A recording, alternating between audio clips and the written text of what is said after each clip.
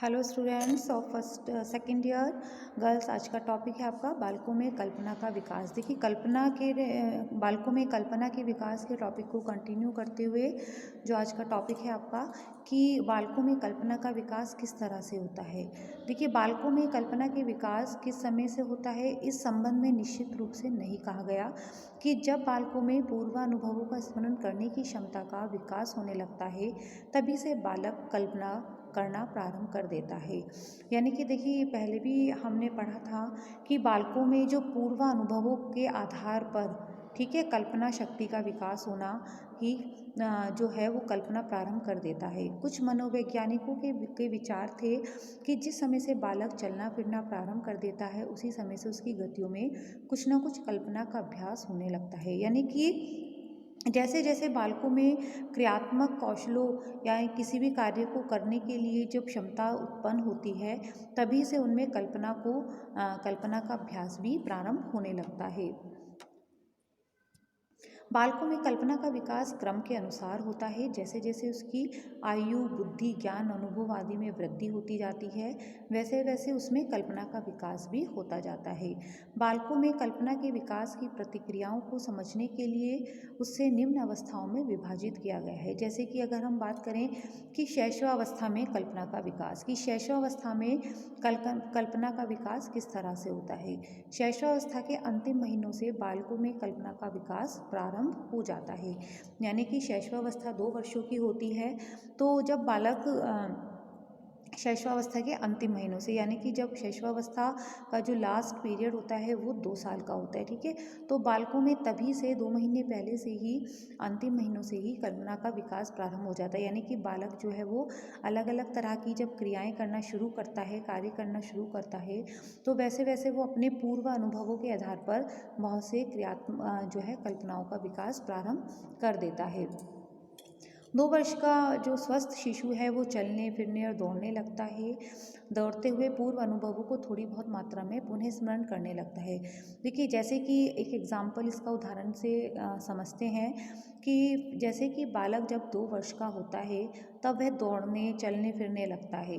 तो जब जो उसके पूर्व के अनुभव थे, यानी कि जब वो 2 वर्ष से पहले जब वो सहारा लेकर खड़ा होना सीखता था, तो उसको तब वो जो उसके अनुभव थे, पूर्व अनुभव थे, उसको वो थोड़ा बहुत तब याद करता हुआ, यानी कि उनके बारे में सोचता हुआ, कल्पना करता हुआ वो आगे के कार्यों को करता है। तो उसकी शारीरिक क्रियाओं में कल्पना का अंश स्पष्ट होने लगता है। वह कभी यह कल्पना करता है कि पिताजी बाजार से मिठाई या खिलौने ला रहे होंगे, कभी यह कल्पना करता है कि मम्मी आने वाली हैं, हमें दूध पिलाएंगी। किंतु शैशवावस्था में बालक की कल्पना बहुत कुछ पुनरुत्पादनात्मक कल्पना तक सीमित रह जाती है।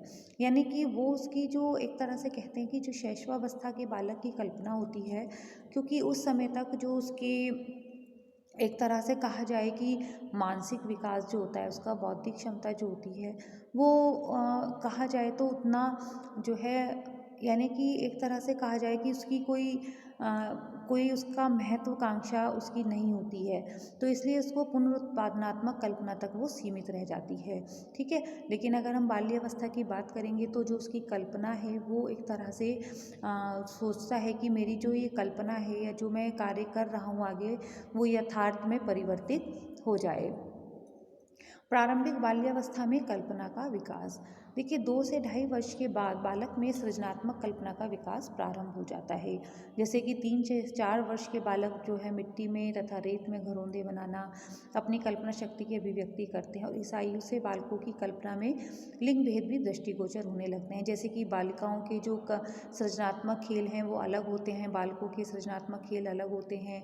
बालिकाएं गुड्डा गुड़िया से खेलती हैं, उनके भोजन पकाने के अभिनय करती हैं, साथ ही मिट्टी का चूल्हा बनाकर उस पर गीली मिट्टी लपेटकर जो है रोटी सेकने लगती हैं।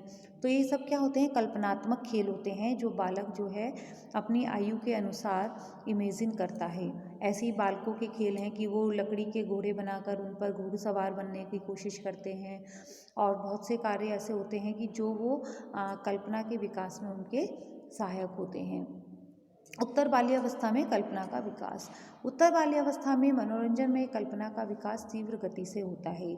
8 से 9 वर्ष की आयु के बालक जो हैं वो अप्सराओं की, परियों की, देवी देवताओं, राक्षसों की कहानियाँ अपने बड़े लोगों से सुनते हैं और उनमें रुचियाँ लेते हैं। साथ ही बालकों को अप्सराएँ, परियाँ बनने में वो ऐसे चाहते हैं कि हम भी इन्हीं की तरह बन जाएँ। साथ ही देवी देवताओं के रहन सहन, उनके खान पान, उनकी वेशभूषा आदि संस्कारों से संबंधित वो एक सटीक आश्चर्यजनक बातों को सुनने में अपनी अति जिज्ञासा रखते हैं। यानी कि जो उत्तर बाल्यावस्था की जो कल्पनाएं होती हैं, जैसे कि बालक चाहते हैं कि हम भी, जैसे कि वो इमेजिन करते हैं कि हाँ हम भी परी बन जाएं, हम भी एक जादुई वो बन जाएं, जादू करने वाले। तो ये सब क्या होते हैं, इमेजिन करना, कल्पना करना कि वो जैसा वो सुनते हैं, जैसा वो देखते हैं अपने चारों तरफ, उसके बारे में कल्पना कर कर वो काफ़ी कुछ सृजनात्मक करने की कोशिश करते हैं। और इनको सुनकर बालक इस संसार को भूलकर कल्पना लोक में विचरण करने लगता है, यानी कि इमेजिन करने लगता है। और कोई स्वयं को कोई अप्सरा या देवी बनाने की इच्छुक होता है। और 11 से 12 वर्ष में तो बालकों को साहस और वीरता से भरी हुई कहानियों को सुनने और पढ़ने में बहुत आनंद आता है। जैसे कि इस समय बालक को यदि महाराणा प्रताप, वीर अभिमन्यु, शिवाजी, छत्रसाल, गुरु गोविंद सिंह और चंद्रगुप्त आदि से संबंधित कहानियाँ सुनाई जाएं तो बहुत ही अच्छा होता है। और कभी कभी बालक स्वयं किसी पुरुषों में तादात्म्य स्थापित कर अपने को शिवाजी, वीर अभिमन्यु भी समझने लगता है। किशोरावस्था में कल्पना का विकास। किशोरावस्था में कल्पना के विकास की बात करें तो किशोरावस्था में बालक में कल्पना शक्ति का विकास अत्यधिक हो जाता है। देखिए, इस अवस्था में किशोर तथा किशोरियों में क्रांतिकारी शारीरिक, मानसिक तथा सामाजिक परिवर्तन होते हैं। यानी कि एक तरह से जब कहा जाए तो किशोरावस्था में जो किशोर और किशोरी होते हैं वो एक तरह से अपने को लेकर इतने पॉजिटिव होते हैं कि वो एक तरह से जोश उनके अंदर होता है। कई तरह के शारीरिक और मानसिक परिवर्तन उनके अंदर देखने को मिलते हैं, क्योंकि इसे एक क्रांतिकारी अवस्था भी माना गया है। तो ऐसे में वो बहुत सी कल्पनाएं ऐसी करते हैं अपने जीवन में और उनको सोचते हैं कि ये हमारी जो कल्पनाएं हैं वो यथार्थ में परिवर्तित हो जाएं। तो किशोरावस्था में कल्पना का विकास जो है वो वीर पूजा की भावना जागृत होती है। वीर पूजा से मतलब ये है कि जो है एक तरह से जो किशोर हैं वो अपने को हीरो समझते हैं, ठीक है ना।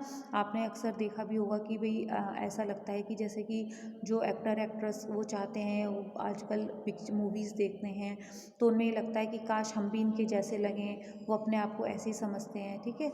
तो वीर पूजा का अर्थ होता है कि अपने अंदर अपने को जो है अपने अपने अपने ही बारे में सोचना, अपनी तरफ उनका अट्रैक्शन होना, अपने को वो सबसे ज़्यादा सुपीरियर समझते हैं और उसी से प्रेरित होकर वो विपरीत लिंग से संबंधित व्यक्ति से मिलने के लिए आते रहते हैं। किशोर के जीवन में वे समस्त बातें उस कल्पना जगत में विचरण करने के लिए प्रेरित करती हैं।